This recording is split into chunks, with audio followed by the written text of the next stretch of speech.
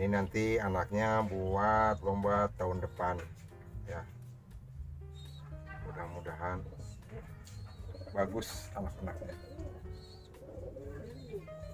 Nah ini kita lagi breeding lagi. Ini yang BB ini pulang dari Banyuwangi kemarin 2020 ya. Nah ini jodohan, ini stok kandang saya. Anak-anaknya burung ini yang RC lumayan bagus ya. Nah ini yang BB juga lagi angkrem teman-teman. Yang juara 2 di Tegal sama juara 2 di Pekalongan, dan pulang Banyuwangi hari ketiga ini teman-teman. Tapi lumayan saya rawat karena mungkin nanti yang meneruskan lomba anak-anaknya bisa lebih baik lagi ya.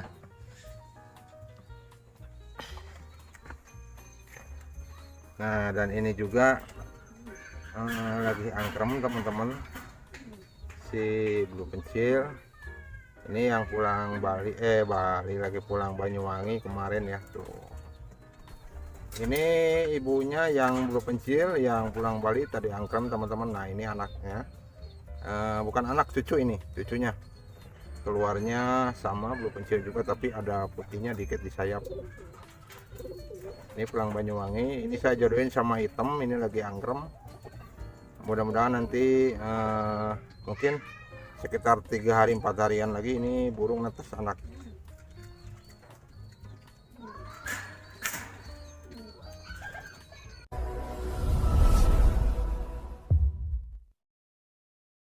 Assalamualaikum warahmatullahi wabarakatuh. Jumpa lagi dengan saya DGT Channel. Nah di sore hari ini teman-teman, saya mau berbagi lagi ya tentang menjodohkan merpati pos ya teman-teman. Ini sebetulnya video udah beberapa kali saya ceritakan, tapi ada aja teman-teman yang menanyakan ya, bagaimana sih Bang cara menjodohkan merpati pos biar gampang jodoh gitu.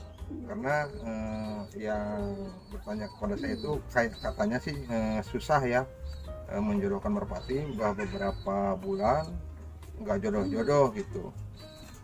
Nah di sini saya akan menjelaskan ya bagaimana tahapan-tahapannya biar merpati posnya itu cepat berjodoh ya teman-teman.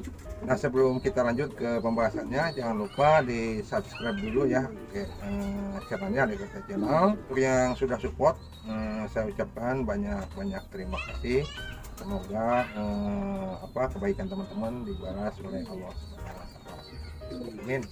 Nah teman-teman, saya mau bercerita sedikit ya tentang merpati pos yang sulit dijodohkan. Sebetulnya banyak faktor teman-teman. Yang pertama, burung masih terlalu muda. Terus yang kedua, memang karakter burungnya, jantannya ini galak bisa jadi, atau memang karakter burungnya dia pendiam ya, cuek gitu ke pasangan gitu. Kalau misalkan si jantan karakternya memang diam, dia akan cuek ke betinanya ya, walaupun dia udah birahi ya. Nah bagaimana tahapan atau cara menjodohkannya biar cepat bertelur ya. Yang pertama teman-teman, burung itu harus benar-benar lagi fit ya, jangan lagi mabung.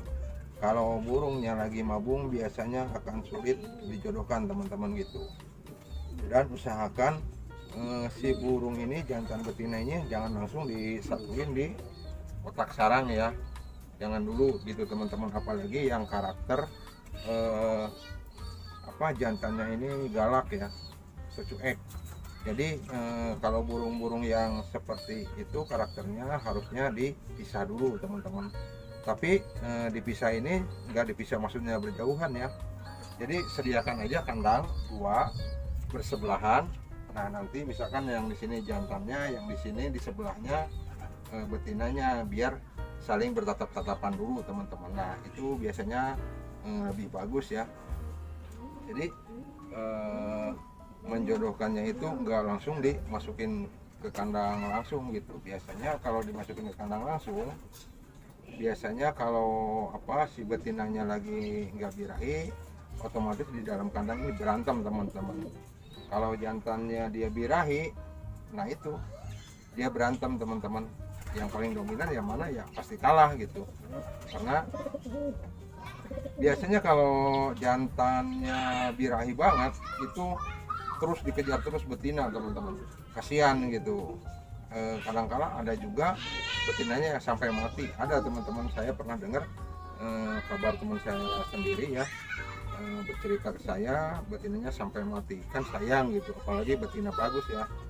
Makanya yang susah di breeding harusnya kandangnya ada dua teman-teman, jadi dipisah dulu, diketemuin, dan usahakan si jantan dan si betina ini jangan melihat burung-burung yang lain gitu. Istilahnya tempatkan di kandang yang sepi ya, cuman kelihatan dia aja gitu, saling bertatap-tatapan gitu, jangan sampai ngelihat burung yang lain gitu. Nah biasanya kalau berjalan dengan baik, biasanya 1 minggu atau 2 minggu, apalagi burung jantan betina sudah birahi, itu biasanya kalau disatuin langsung berjodoh teman-teman, nggak susah. Dan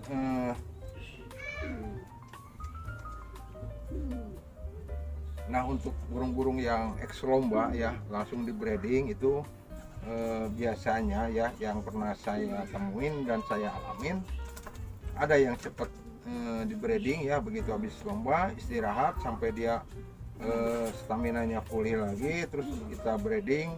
Ada yang langsung bisa bertelur dan ada juga yang susah teman-teman.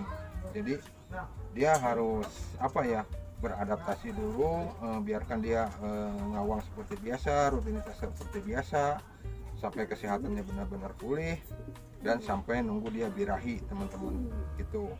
Ada saya pernah ngalamin di kandang sendiri, begitu selesai lomba kita istirahatkan burung udah fit gitu ya, kita jodohin, burung itu susah untuk berjodoh, bisa pun berjodoh tapi nelornya itu susah lama ya. Ada loh yang sampai 1 tahun gitu baru nelor setelah lomba itu, ada teman-teman. Entah, saya juga nggak tahu itu apa penyebabnya apa. Mungkinkah burung stres karena ikut terbang terus ya, jarak jauh terus gitu, jadi dia untuk bertelur itu dia nggak cepet gitu, kayak gimana ya, nunggu dia benar-benar sehat dulu mungkin kali ya, seperti itu. Nah sebetulnya kalau jantan dan betina sebelum menjodohkan itu dia di kandang koloni itu dipisah ya. Biasanya kan ada teman-teman kandang koloni besar, terus dia dipisah, jantan semua, betina semua gitu. Nah itu lebih bagus sebetulnya teman-teman. Jadi begitu kita ngebreeding itu, ngambil jantan, ngambil betina, kita langsung masukin ke kandang breeding itu, burung biasanya nggak lama langsung berjodoh teman-teman gitu. Biasanya langsung kawin ya, karena di kandang ini dia dipisah jantan betina, jadi burung jarang berinteraksi ya sama jantan sama betina gitu. Makanya begitu disatuin ke kandang breeding, dia bekur-bekur, jantan betinanya pun memang birahi, nggak lama dia kawin, biasanya seperti itu teman-teman. Nah kandang kecil juga sama, kayak kandang saya ini kan kandang saya kecil ya, saya burung saya satuin di situ semua jantan betina. Nah emang kandang kecil gini, kalau ada burung birahi ya, apalagi yang udah berjodoh di kandang ini, dia kalau mau kawin di dalam kandang ini susah teman-teman. Ini kan kandang kecil ya, jadi kalau merpati pos yang lain pasangan ini mau kawin, dia langsung dihajar, nggak boleh ya. Jadi persaingan di kandang ketat. Makanya burung-burung saya ini kalau saya ambil jantan betina walaupun beda, saya jodohkan ke kandang breeding, itu gampang teman-teman, nggak lama langsung kawin ya. Walaupun nggak langsung begitu kawin, biasanya 1 hari 2 hari udah bisa berjodoh ya, udah mau kawin gitu. Dan biasanya kalau normal 1 minggu atau 2 minggu udah keluar telur teman-teman gitu. Nah untuk pakan selagi tahap breeding ya, maksimalkan pakan untuk burung yang lagi di breeding ya, terutama asupan gizi teman-teman, biar nanti hasil anak-anaknya bagus teman-teman gitu. Jadi pas burung apa kita mau breeding ini seperti jantan dan betina dipisah. Nah di situ makanan vitamin harus benar-benar yang bagus ya, jangan ngasal gitu. Jadi begitu kita pertemukan jantan betina, nanti keluar telurnya pun bagus, nanti hasil anak-anaknya sama teman-teman bagus gitu. Karena apa, hormon atau sperma di merpati kalau vitaminnya bagus itu membuahi si betina itu bagus teman-teman. Jadi nanti hasil telurnya itu dan hasil piikannya bagus teman-teman gitu ya. Makanya kenapa saya nyaranin kalau ngebreeding burung itu jangan burung yang lagi mabung teman-teman. Saya soalnya pernah nyoba burung yang lagi mabung saya breeding teman-teman, dan hasilnya anak-anaknya sulit main di lomba ya. Itu pun nggak tahu, tapi yang saya pernah amati biasanya kalau burung yang lagi mabung kita breeding memang bertelur dan bisa menetas teman-teman. Cuman pas begitu dia ngelolohin anaknya ini, dia harusnya vitaminnya makanan yang dia makan ya sama induknya, di vitaminnya ditumpahin semua ke apa, diberikan, maksudnya diberikan kepada anaknya. Dia harus dibagi sama kebutuhan tubuh dia sendiri karena dia posisinya lagi mabung, dan otomatis pertumbuhan dari piikan itu nantinya kurang bagus teman-teman, kurang maksimal gitu. Beda yang indukannya benar-benar fit, apalagi makanannya itu vitaminnya bagus-bagus, biasanya hasil ke anaknya itu mulus-mulus dan bagus-bagus ya. Hasil apa, hasil keturunannya gitu, karena memang vitaminnya itu full dikasihkan ke anak-anaknya gitu teman-teman ya. Mudah-mudahan video ini dimengerti sama teman-teman, apalagi untuk para pemula ya yang baru-baru sekali main di merpati pos. Cara menjodohkannya ya seperti itu yang pernah saya ceritakan ya teman-teman.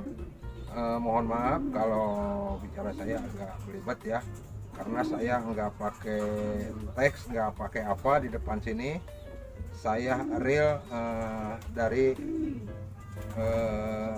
isi otak saya ya, saya tuangkan dalam mulut gitu. Nggak pakai teks, saya nggak baca sama sekali, jadi saya langsung share aja teman-teman gitu. Nah mudah-mudahan bisa dipahami teman-teman. Terima kasih, semoga video ini bermanfaat walaupun kecil ya teman-teman. Oke, terima kasih. Wassalamualaikum warahmatullahi wabarakatuh.